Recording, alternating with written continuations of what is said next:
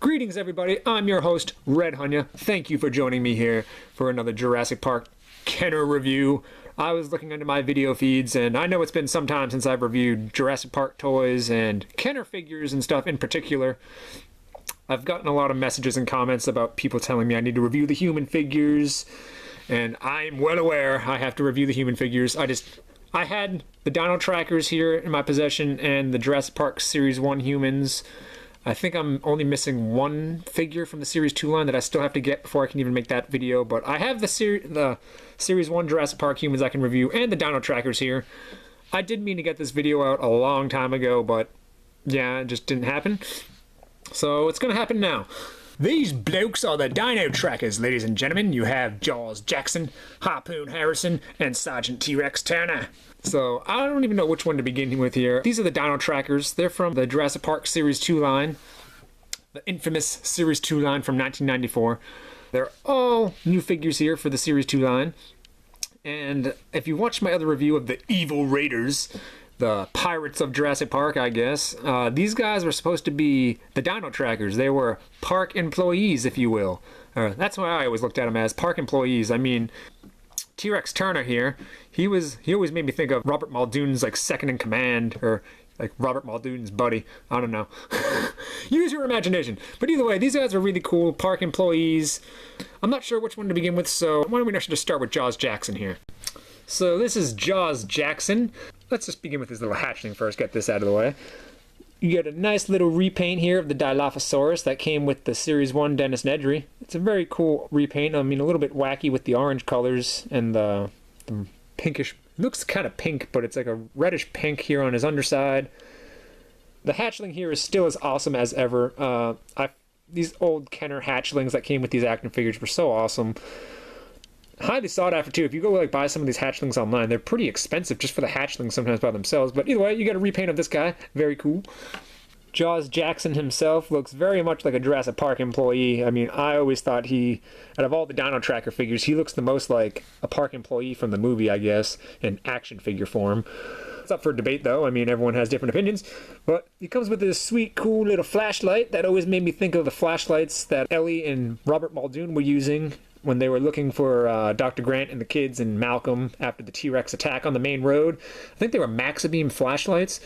Not 100% movie accurate looking, but I mean, it was cool to see a little flashlight accessory here for your character to hold. Very neat. Jaws Jackson himself has just a tannish looking shirt here, tan pants. He's got these bronzy looking armor plates here on his shoulders and down by his knees. Because when you're hunting and tracking dinosaurs, you need some type of armor or protection, and he's got it. Black boots. On the back of his legs you just have UCS, Amblin, Kenner, China. Very neat. He's got a red baseball cap with the Jurassic Park insignia. Very cool. I always liked this guy.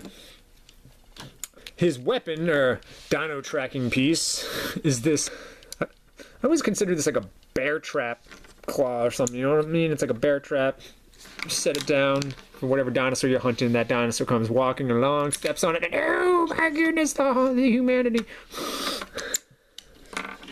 Up to you if this kills whatever gets stuck in it, or if it just keeps them stuck or trapped. It's got this little antenna piece that flips up. Kind of neato. He has this backpack piece that attaches to it. You put that little piece in up there like that, and then that circle piece goes into there, and it's snug. Over his head, and it stays on him like so. The only downside is when it's on his back like this, it makes him very back heavy. He has a tough time standing. You got to really like lean him forward if you want him to stand by himself. So if you're gonna have this guy on a shelf displayed, not really the best to have him displayed with this backpack piece on like this, just my opinion. But it is a cool little piece of gear here.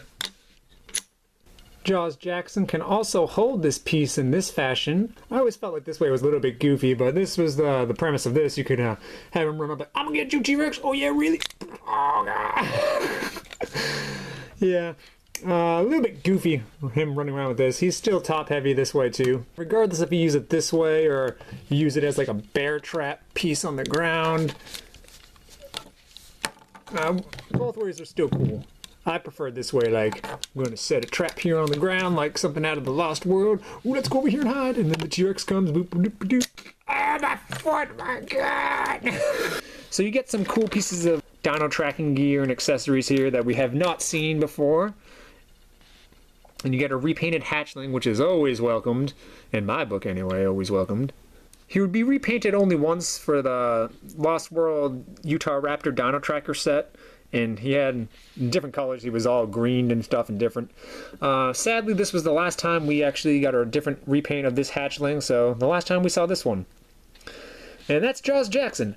On to the next. Here's Harpoon Harrison.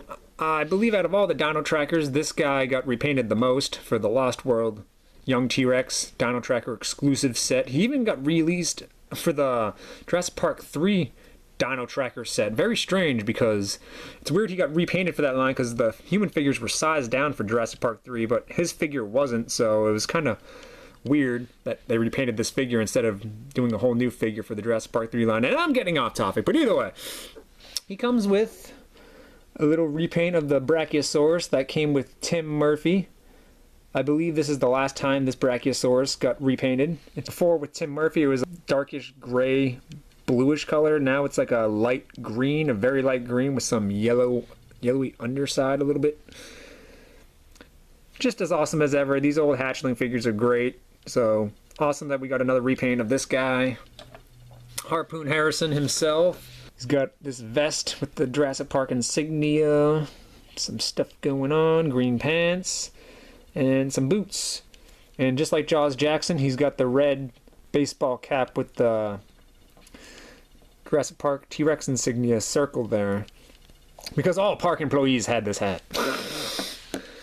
A very neat figure. His gear here is the launching grappling hook and spear. Hence his name, Harpoon Harrison. He has a harpoon spear. And this grappling hook, because this weapon saw a release in the Lost World toy line. But anyway, it's attached here with this rope. Put it in. Fire. And it's attached to this so it doesn't get lost. And you got a lot of rope here, so like it can go kind of not super far, but like you got a lot of rope. Very much of a pain to re-tie this around here, and it's gonna take 10 minutes to do that. But either way, can launch that grappling hook piece. I always used to use this as like a grappling piece, and then have like figures use this as a rope to climb up or something. Sometimes you can use your imagination though. It can be anything you want it to be.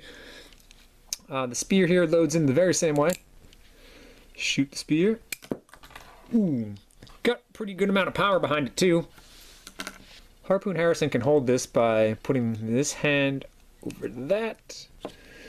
And then this hand holds that, and he holds it like so. And you're good to go to track some dinosaurs. Woo, let's go, let's go, let's go. Very neat figure. Just like the Jaws Jackson, though, when he's holding the weapon like this, he kind of has trouble standing by himself. He kind of just falls forward. So, best probably not to display him with the weapon if you're going to have him displayed on a shelf, unless you can somehow get him perfectly.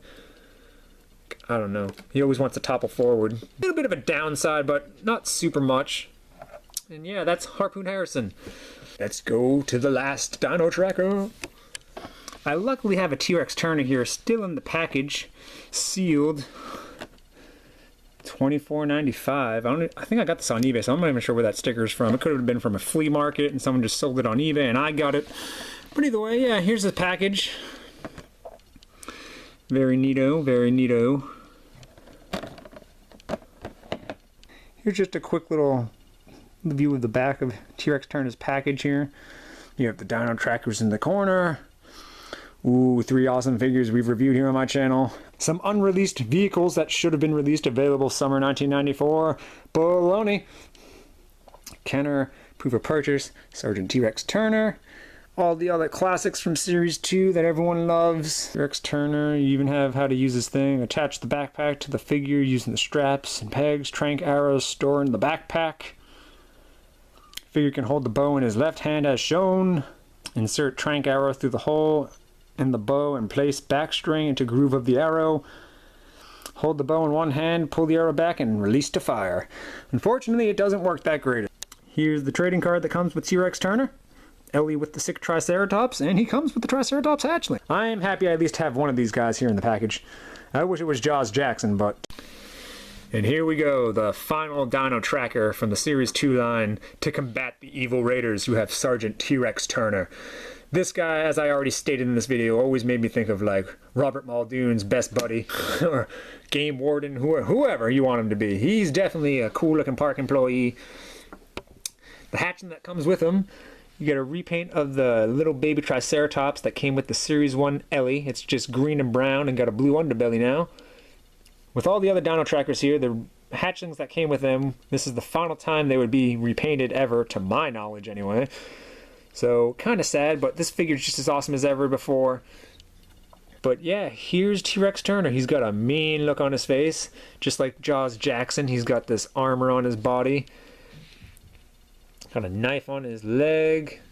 Jurassic Park insignia on his shoulder. He's got this red piece that wraps around his hat, and another Jurassic Park insignia on that side of the hat.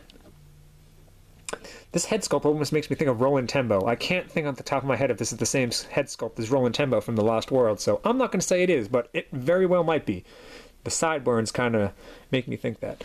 But he comes with this tech bow. He's in this kind of awkward position with this arm because it's supposed to be like he's using the bow and arrow. But you hold the bow with this hand. And get this out of here.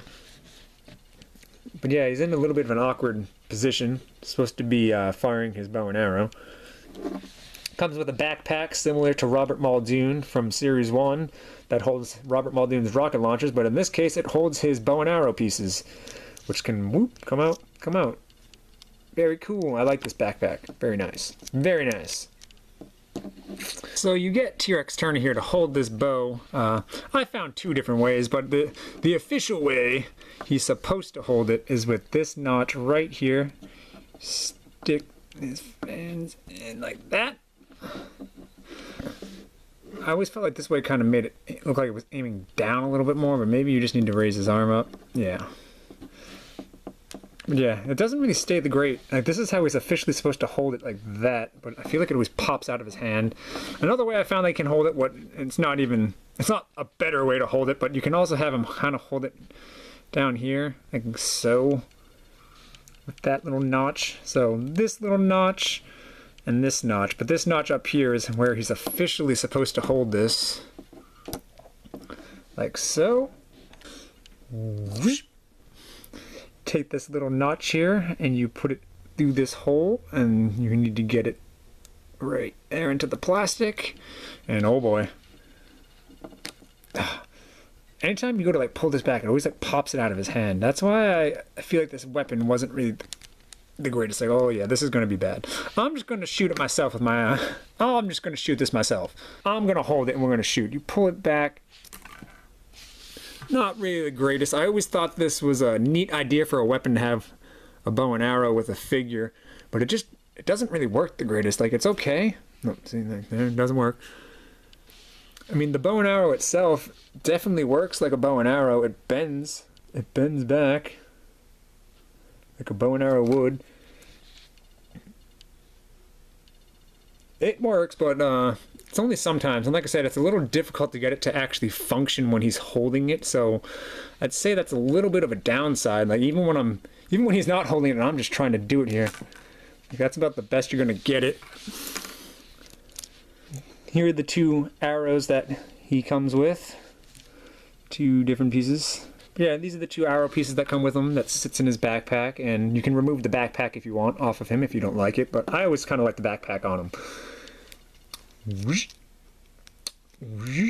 Sorry if that was a very bad demonstration of his bow here. It's not really the greatest weapon or accessory to come with a human figure. Like, it is neat that a figure actually has a bow and arrow like Turok Dinosaur Hunter over here. It just kind of leaves something to be desired. I wish it worked a little bit better or functioned better, but it only really works when it wants to, and it's kind of difficult to get it to work when he's holding it like this. Like, it is possible and all, but like, it's just very finicky. Fail. Either way, I think you get the idea. Sorry I can't do a better demonstration. I stink. But yeah, that's Sergeant T-Rex turning. I like to think these guys were pretty successful and or they sold well, because they actually got a pretty good amount of repaints all the way up through Jurassic Park 3.